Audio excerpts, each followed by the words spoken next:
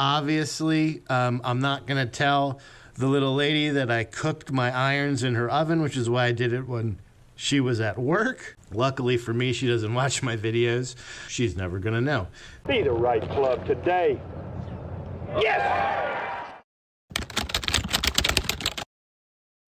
All right, guys, welcome back to the bench. So about a month ago, I had my old TaylorMade MBs completely restripped and finished. And they look absolutely fantastic right now. So they are what you would call in a raw state.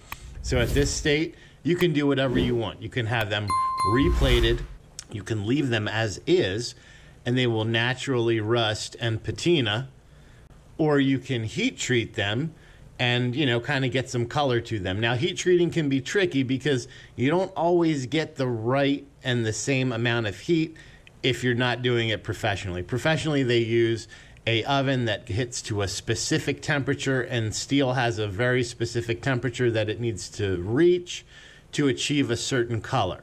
Luckily, all of that is information that's relatively easy to find online. However, temperatures with your oven at home will not get hot enough to get something like, you know, if you want a finish like this with the blues and the purples, the oil can style finish. Luckily, that's not what we're gonna be going for here. So I wasn't sure what we were gonna do, but I know now what I'm gonna do. We are gonna do a light heat finish on this. So in terms of the components that we've established so far for this, these are the weights that were taken out of the original club, and they kind of fit back in there. They're all set to swing weight for each head. We have our ferrules. I went with something with kind of a, you know, earth tone, so I think a straw would look really good with this.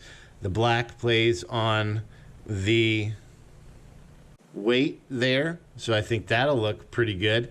When we get into color filling, we'll do all complementary colors, kind of make all of this match. But this is a pretty cool looking ferrule, and I liked it, and I think it's going to work out well. So first thing that we're going to do to get this started is we got to get this heat treat on, and we're going to need to clean and degrease the irons.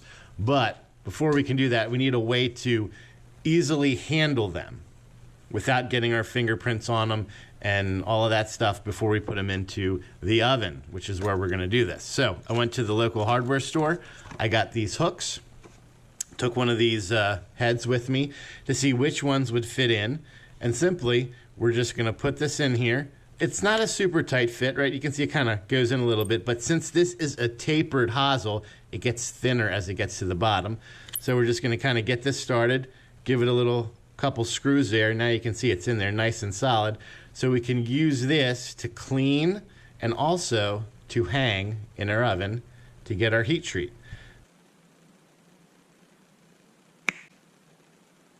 Okay, so they are all ready. Now, like I said, we can handle them easily without getting fingerprints on them. We can clean them off, and that is the next thing we're gonna do. So to clean these off, we're gonna grab ourselves some alcohol. Okay, we've got our alcohol. Just kidding, obviously. I mean, it could work in a pinch.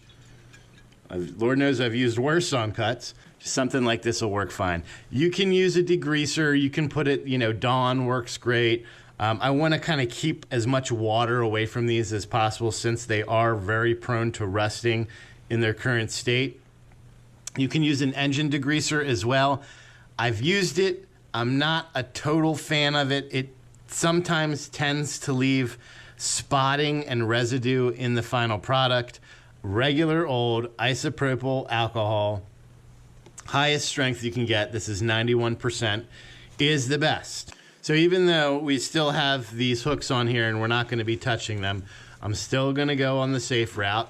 I'm going to use a latex glove here. This is actually a nitrile glove, just in case, you know, I touch it by accident or I'm going to be touching the pad.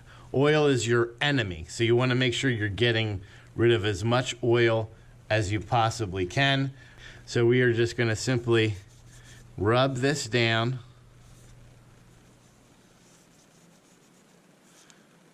getting all of the whatever is left in terms of the milling process, the cleaning process, the etching process that was done prior to us getting these, and just get all of that whatever is on there that you probably can't see off. Good thing about alcohol is it flashes off pretty easy, so we don't really have to worry about any puddles or anything like that. It's gonna just evaporate. Okay, so while those are drying off, let's talk about metallurgy. In particular, the temperatures needed to achieve a certain color result when you're using heat to change the color of metal. Temperatures vary depending on the kind of metal that you're trying to heat. So these are stainless steel numbers that we're using right here. Right here, Celsius for anyone who is using Celsius, and Fahrenheit for me here.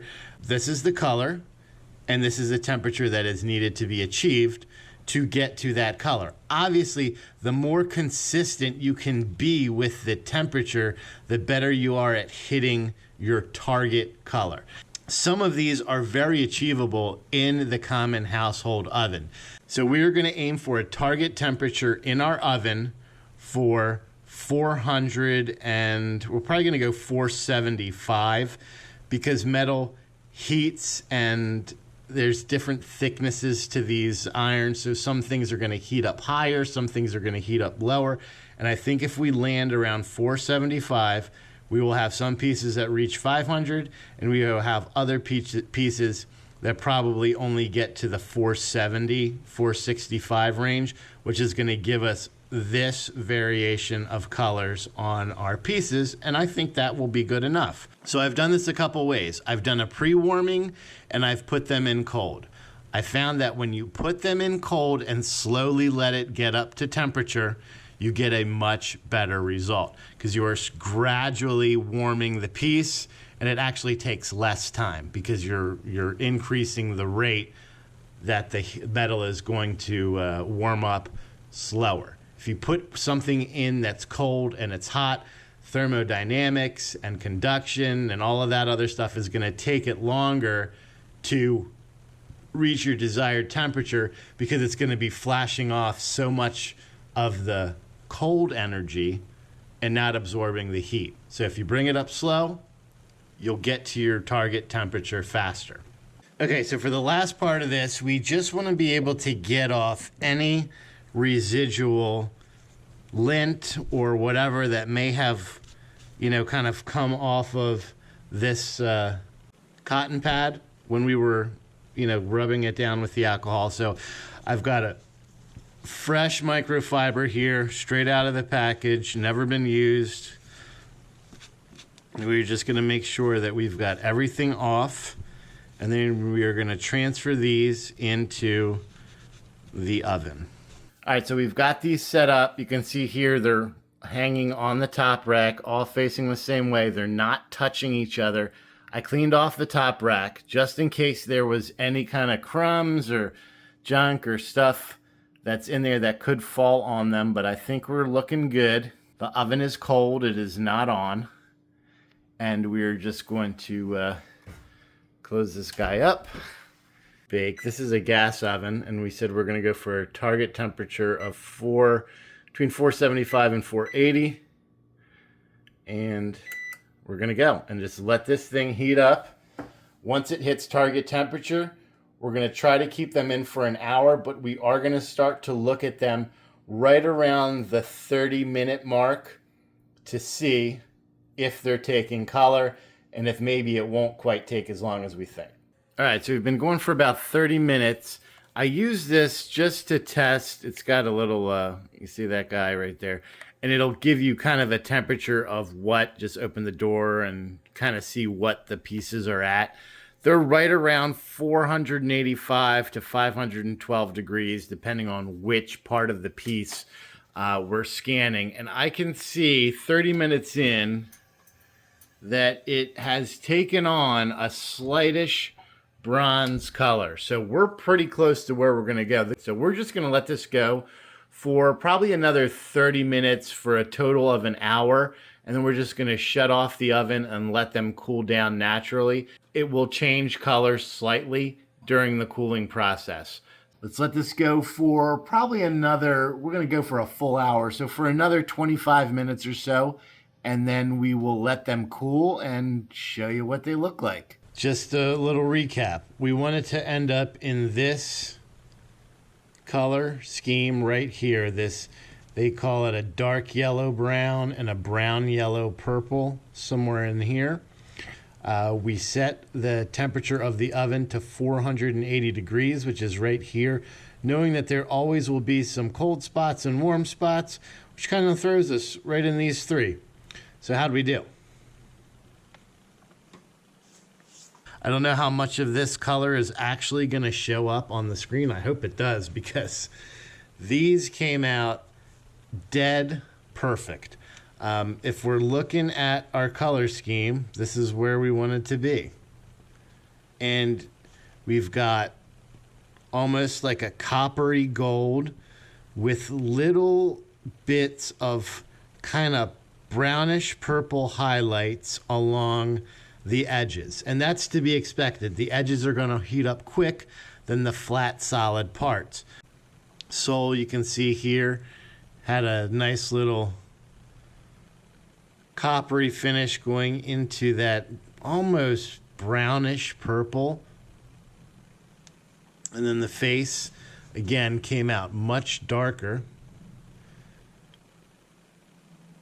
Now, I will say, I mean, the color, the temper is spot on. There is, I mean, it is exactly what I wanted.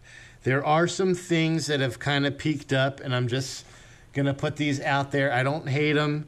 They're not ideal, but this could happen. As with any kind of color heat treating, it's hard to be 100% perfect. But if we look here on the pitching wedge, you can see it's got that purple iridescence almost to it in the brown. And then right here on the toe, or the leading edge, right here, you can see it's almost silver. So that is an area where the chrome plating was not totally removed. A little bit left over. And you can't do this to chrome plated or any kind of plated. It has to be in the raw state. Also, you can see right here on the toe, that little part. And there's little spots here and there. But all in all, from a color perspective and what we were going for, I think it absolutely nailed it in a nice controlled environment. Obviously, I'm not going to tell the little lady that I cooked my irons in her oven, which is why I did it when she was at work. Luckily for me, she doesn't watch my videos. She's never gonna know. The other thing when you're doing this, it's always gonna turn out darker than what it looks like when it's hot. So as it cools, it's gonna get darker.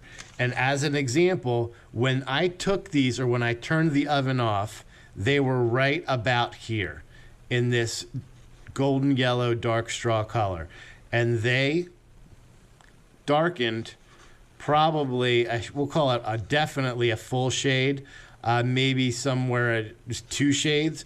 You know how to do it. You saw me do it. It literally took about 45 minutes, 50 minutes in the oven to do it like this. And I really couldn't be happier with the results. So until next time, make sure that you swing as hard as you can, just in case you hit the ball. G2 out.